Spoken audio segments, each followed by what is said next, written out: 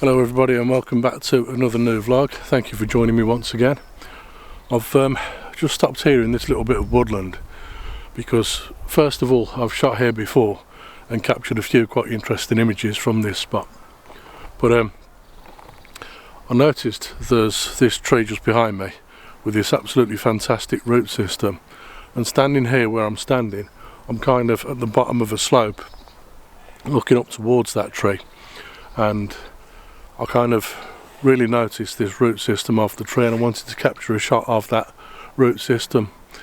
What I've discovered is that the root system is quite wide. It kind of starts somewhere over here and works its way all the way over here. So in order to capture that, I'm shooting a panorama.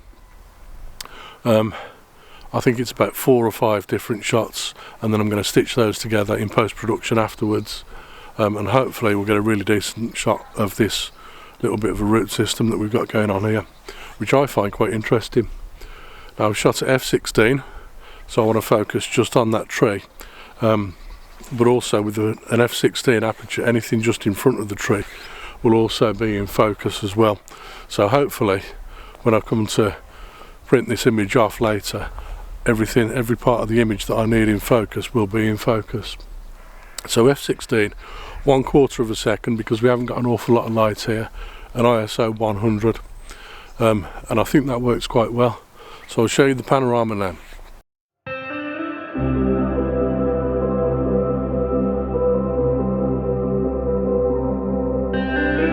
Now the main reason why I've shot a panorama there is because I want to give you 6 tips today to shoot in panoramas, possibly even with one bonus tip as well. Look out for that. But the very first tip I want to give you is to shoot with a tripod. You can see mine still set up just behind me here after I've taken that initial shot. With the cameras that have been designed and built today, it is possible to shoot a panorama handheld. You don't always need to use a tripod, but I find that using a tripod tends to work a lot better, purely and simply because you want to make sure that you're keeping your camera steady as you're panning across the image from one side to the other to capture your panorama image, and the best way to do that is by using a tripod. However, like I say, with today's cameras it is possible to still do that handheld, although I would recommend a tripod myself. Tip number 2 will be to shoot in portrait or vertical orientation. I'm going to try and explain that to you now because it's a little bit counterproductive, or counterintuitive should I say. What you tend to find is you're shooting a scene which is quite a lot wider than it is tall, and so you would think that naturally you would switch to landscape orientation or horizontal orientation and capture the whole scene with a wide angle lens using the full width of the lens's range. But actually in this case you're actually going to shoot several different images and then stitch them all together at the end. So what you have is, if you take a look at my hand for example, where you see my fingers sticking up like that, each one of my fingers is an individual portrait orientation, so it's taller than it is wide. But as you put them together and stitch those 4 fingers together, what you find is that the scene, my hand, becomes a lot wider because you're stitching those images together, which is what's happening with panorama. So I'm taking portrait orientation shots which are taller than they are wide, and then I'll stitch those together, and when I stitch all those together they make an image which eventually will be wider than it is tall. That's the plan anyway. Tip number 3 is fairly straightforward and fairly self-explanatory as well. Basically you take a test shot. What you want to do is make sure that you can get all the settings right before you start taking your panorama, purely and simply because as you pan you don't want to be messing around trying to change settings with every image. So you want to make sure that you can lock in your settings before you start, and that's why we take a test shot. So in this case, to take a test shot, what I'll be doing is switching the camera from manual shooting mode, which I always shoot in, into aperture priority mode. And the reason for this is I can set up the aperture on its own, and then the camera will decide exactly what the best settings are to go with that particular aperture setting. And then all I'll do once I've taken the test shot is switch back to manual shooting mode and then dial in all of those settings along with the aperture, so that I've got the aperture, shutter speed and ISO correctly dialed in before I start. And that's tip number 3. Now this is the bonus tip, and this is quite an interesting one. It's one that a lot of people don't think about, but it's well worth thinking about, I can tell you, because it'll save you a lot of time and energy at the end. Basically what I'm doing here is I'm shooting a series of several different images of the same scene and then combining them together using my editing software afterwards. The problem I've got, of course, is that when I open those up in my editing software, I'll get a catalogue that shows me an entire series of images as thumbnails on my laptop screen or on my computer screen. And they are much smaller, those thumbnail images, than what I can normally see when I'm looking at a full image, a full screen image of my shot. So it can make it a little bit difficult to decipher exactly which images you want to use for each of your panoramas. If, for example, you're out in an area of woodland and you shoot several different panoramas which are quite similar in their composition and subject matter and so on, you'll find that when you get back to your computer it's impossible to work out which is which. So what I tend to do before I start a panorama is I will simply set up the camera, set up all my settings and get ready to take the shot. And my first shot, I'll put my hand in front of the lens like that and I'll take a shot of my hand, and then without moving the camera at all, I'll then start the panorama after that. And then at the end of the panorama, once I've taken my last shot, then I'll put my hand back in front of the lens again and take a shot of my hand without moving the camera. And the reason for this is those images, when I get back to the computer, of my hand will make great bookmarks in between the different series of images that I want to use for my panoramas. So that's a bonus tip for you.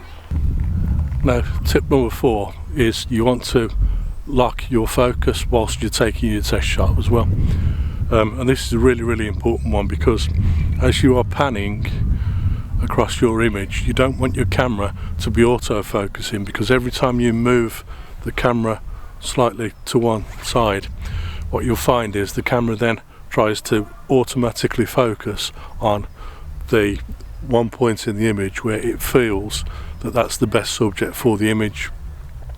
You don't want that, because then you'll have images where you've got a different plane of focus in every image, and then your panorama won't stitch together in your editing suite at the end of the day. So you need to lock your focus, and there are 2 ways that you can do this. The main way really is simply to shoot with your camera lens switched to manual focus rather than autofocus. And then what happens is you stop the focus from actually turning automatically as the camera's trying to take the shot.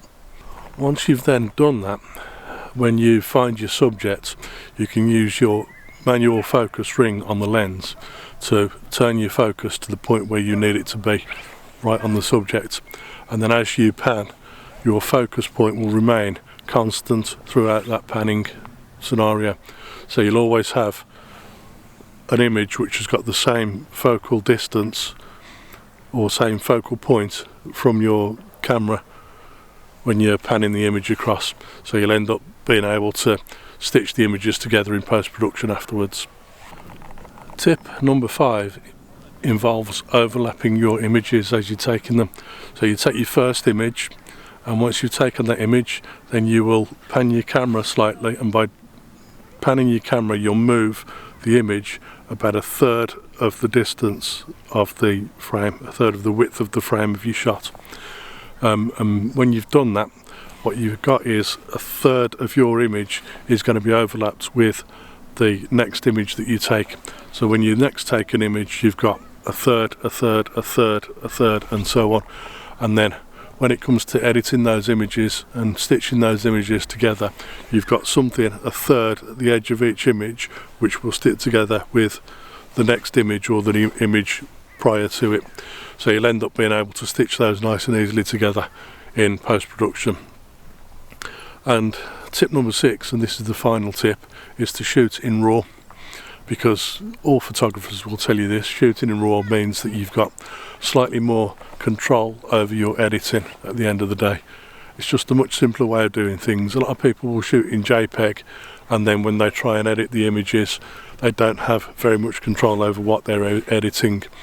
But with shooting in RAW, you can of course have an awful lot more control, and that's what I would suggest. So I'm going to put all of those things into practice now and take a panorama of this scene behind me. I've shot it before, and I think I've even shot it as a pano previously as well, back in the winter. And now that we're just heading into spring, it's starting to get a little bit greener, a little bit more interesting. But also today I've got no light at all. When I last shot it, I had quite a lot of light, but I also had quite a lot of mistiness in the scene as well, which was quite interesting. I'm going to show you my test shot first of all, so that I can show you how the test shot worked out, and I can show you the settings that were dialed in using that test shot.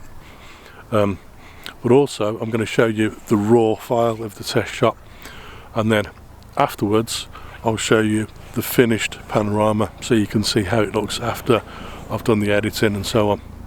Now of course the raw image that I show you, the test shot, will only be one small piece of that panorama. When you see the panorama, that's obviously going to be a lot wider than the test shot that I show you.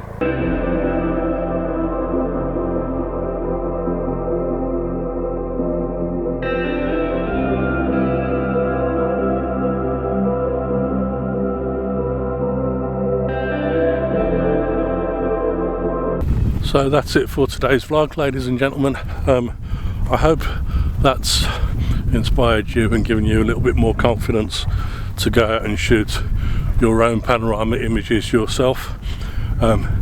If it has, please remember to give the video a thumbs up, and also please remember to subscribe to my YouTube channel to see more and more content like this in the future. And I look forward to seeing you again on another vlog very soon. Bye for now.